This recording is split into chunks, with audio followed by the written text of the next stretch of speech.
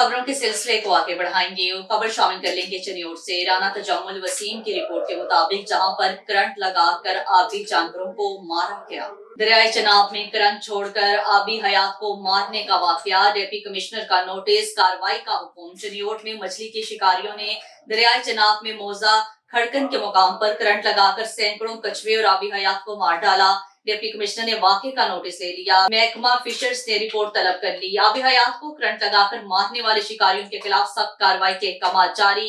दरिया जनाब में मौजा खड़कत के मुकाम पर वाक़या, मछली के शिकारियों ने पानी में करंट छोड़ दिया, जिसकी वजह से सैकड़ों कछुए और दीगर आबी हयात मार दिए गए। दरिया जनाब में मछली पकड़ने के लिए शिकारियों ने करंट छोड़ दिया। करंट छोड़ने से सैकड़ों कछुओं समेत दीगर आबी हयात हलाक हो गए।